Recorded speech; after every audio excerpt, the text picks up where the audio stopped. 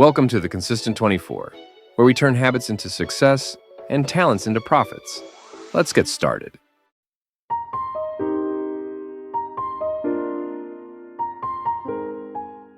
Hey there, and welcome to the Deep Dive. We're diving into Atomic Habits today by James Clear. Oh, great choice. You gave us some super interesting excerpts from it. Yeah. Seems like you're ready to make some positive changes.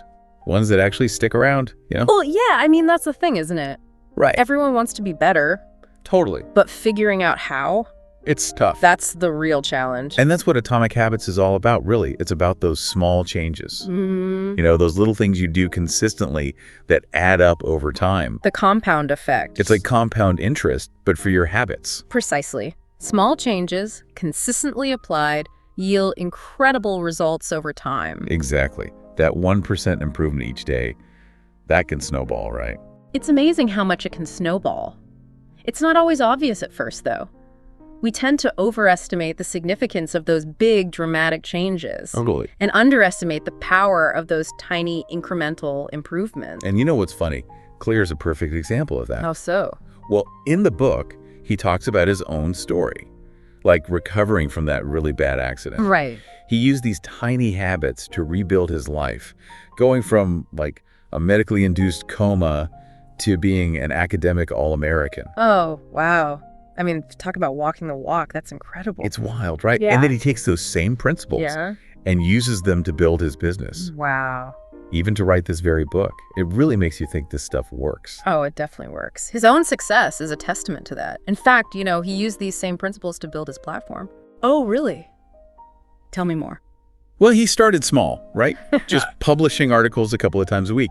And you know what? Within 2 years, he went from 0 to over 100,000 subscribers on his email list. Wow. So it's not just theory for him? Not at all. Yeah. He's living proof that these principles can lead to remarkable results. That's really something. One of the things that really struck me was that analogy he uses with the airplane. Ah, yes.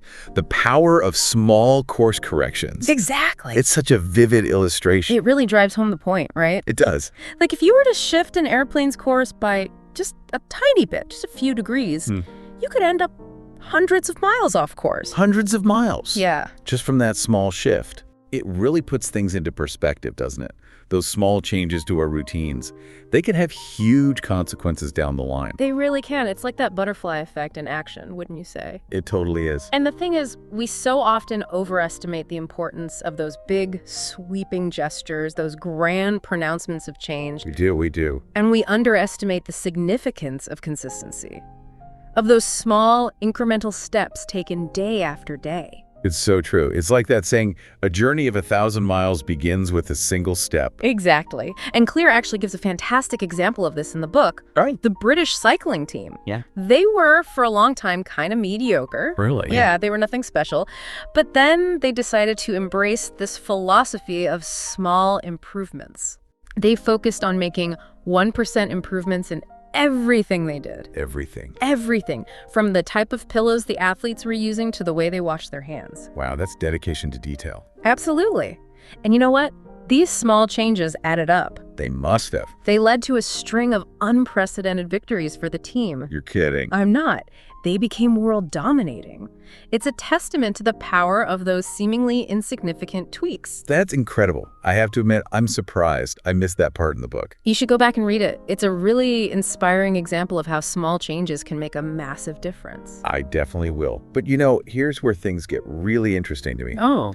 Clearing Kara actually challenges this whole idea of setting big, hairy, audacious goals. He does. That's counter to a lot of the advice that's out there. It is, right. But he argues that being fixated on the outcome can actually hold us back. Really? And even make us less happy. That's pretty counterintuitive.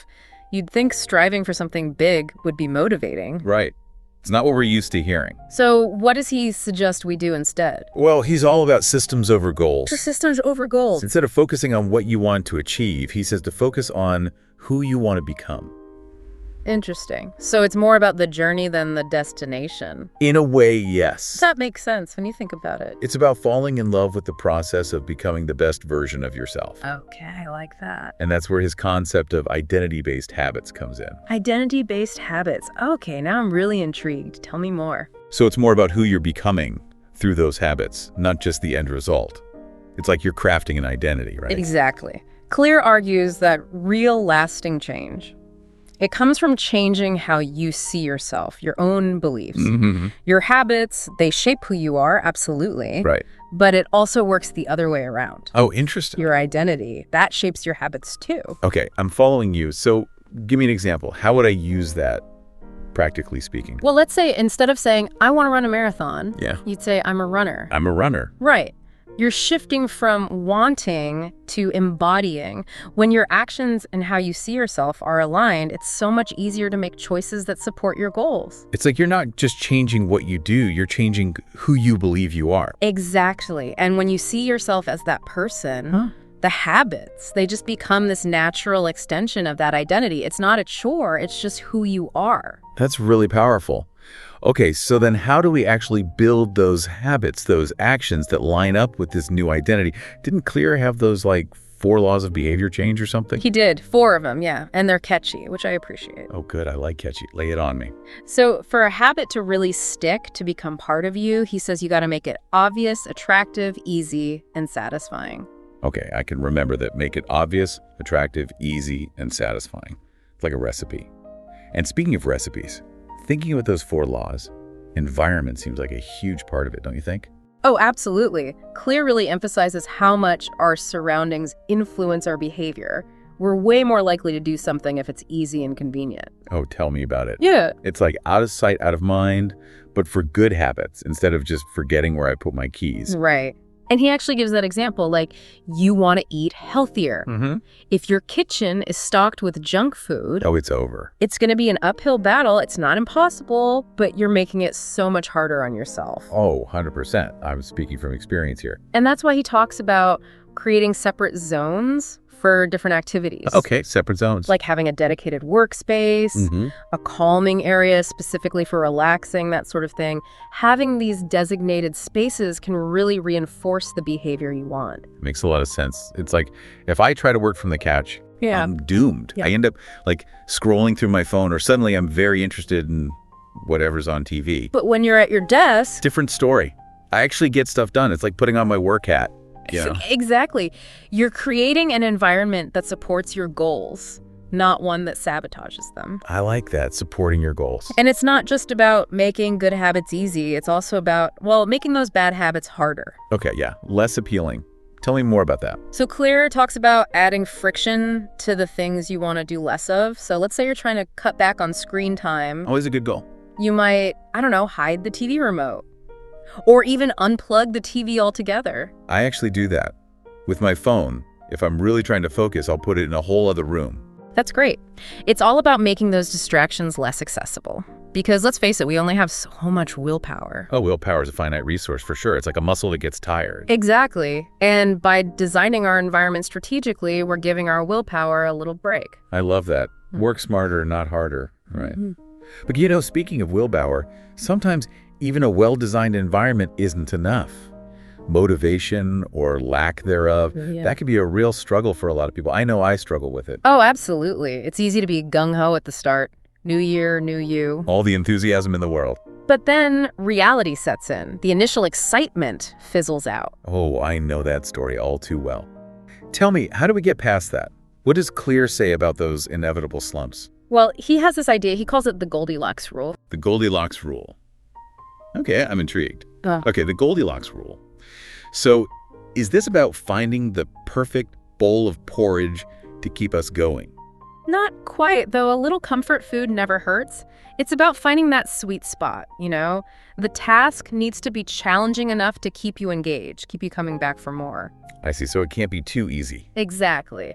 But it can't be so hard that it's overwhelming or you just want to give up. You've got to find that balance. So it's like, if you're learning to play tennis, right, you wouldn't want to play against someone who's just starting out. It wouldn't be very exciting. You'd win every time, but where's the fun in that? Exactly.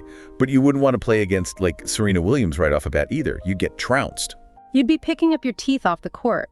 But finding someone who's just a little bit better than you, someone who can push you, that's where the magic happens. That's a good point. I can see how that applies to so many things, learning a new language, picking up a new instrument, even starting a business. It's finding that balance between boredom and frustration. Absolutely. And, when those inevitable moments of boredom or frustration do show up, Clear is all about pushing through. That's often the hardest part, isn't it? Like, how do you push through when all you want to do is hit the snooze button? Well, he has this great quote. He says, anyone can work hard when they feel motivated. It's true. Anyone can ride that wave of initial enthusiasm. Exactly.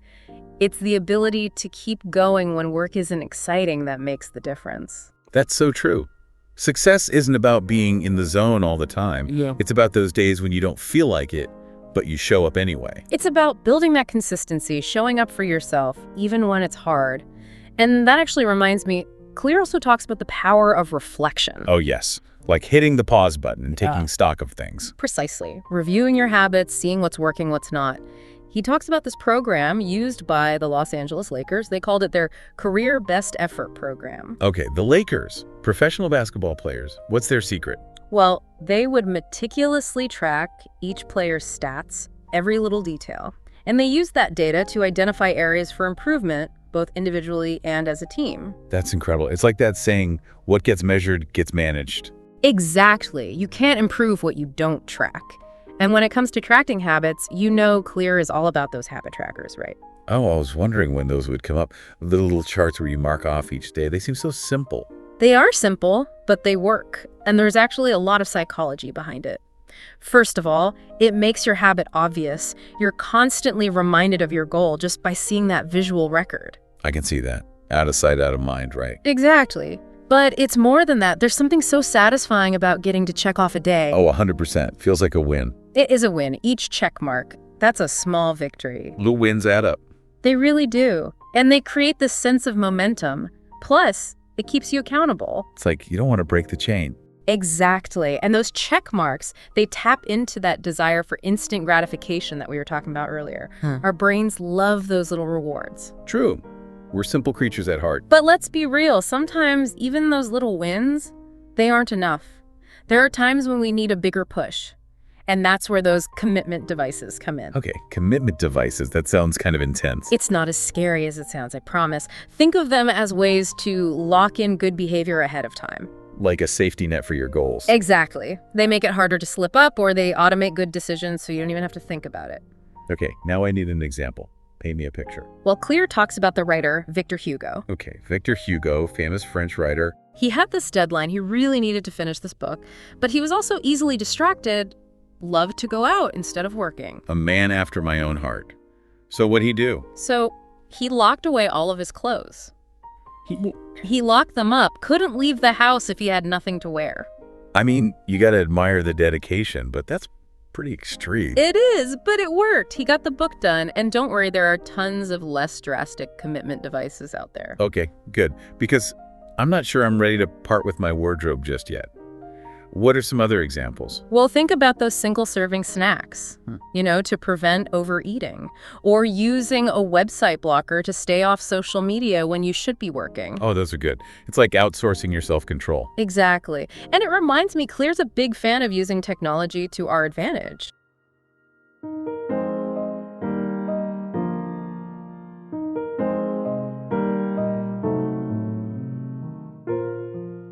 It's a double-edged sword, right? Technology. Totally. I mean, we've got those automatic savings deductions, fitness trackers, meal planning apps. All designed to make good habits easier. It's like having a personal assistant for your goals. But then on the other hand, There's social media. there it is. Yeah. And streaming services, those endless scroll holes. Designed to be addictive, for sure. Right. It's like they've cracked the code. They know how to push our buttons. And that's why, being mindful of how we use tech is so important. Clear talks a lot about designing an environment that supports your goals. And that includes the digital environment, too. It's like decluttering your phone, the same way you declutter your house. Creating that space for what truly serves you. It all comes back to intentionality. Choosing how you want to spend your time and energy, both online and offline. Love that. Intentionality. It's a good word. Yeah. But I do want to touch on something else that I think a lot of people struggle with. Even with the best intentions, those days when you fall off track. It happens. We're human, right? We are. We're not robots. So what happens when you hit a plateau or motivation takes a nosedive? What does Clear say about those moments? Well, he gives some really practical advice for navigating those inevitable dips. He emphasizes finding ways to make those challenging habits more immediately satisfying. So think about using a habit tracker, creating a reward system, celebrating those small wins, anything that helps keep the momentum going. Because sometimes you just need a little pat on the back, right? Like, hey, I'm making progress. Good for me. Exactly. It's about acknowledging your efforts, celebrating those milestones no matter how small. And, while Atomic Habits is this amazing framework for change, Clear also stresses that there's no one-size-fits-all approach. We're all snowflakes. We're all unique and different. And what works for one person might not work for another. That's it. And he actually encourages readers to experiment. Find what resonates, what fits into your life. That emphasis on personalization really spoke to me. It's about working with your strengths, playing to your own rhythm. It's not about forcing yourself into a box that doesn't feel good. And that reminds me of his thoughts on talent, actually. Oh, tell me more. Well, he doesn't believe we're limited by our genes. It's more about finding the areas where we naturally excel. He calls it playing a game where the odds are in your favor. I love that. Playing a game you can actually win. So instead of struggling to be good at something you hate, find something you're naturally drawn to and lean into it. Exactly. It's about recognizing those areas where you have a natural inclination, because you're more likely to enjoy the process, you're more likely to stick with it, and you're more likely to excel. And if you're enjoying the journey, that's a win in itself. Absolutely. But it's important to remember that even without that natural advantage, you can still achieve incredible things. It just takes consistent effort and deliberate practice. Remember the Goldilocks rule. Finding that sweet spot, it's key. Pushing those boundaries, getting a little uncomfortable, but not so much that you quit. It's a delicate dance. It is. And at the end of the day, that's really what Atomic Habits is all about, right? It's about those small, consistent changes that compound over time and create remarkable results. It's been so great taking this deep dive with you today. Atomic Habits is such a thought-provoking read, and it's given us a ton to think about, a ton to apply to our own lives. I agree. It's a good reminder that even small changes, those seemingly insignificant things, they can have a huge impact. It just takes consistency and a little bit of self-awareness. You've got that right. Start small, think big, build those atomic habits. And until next time.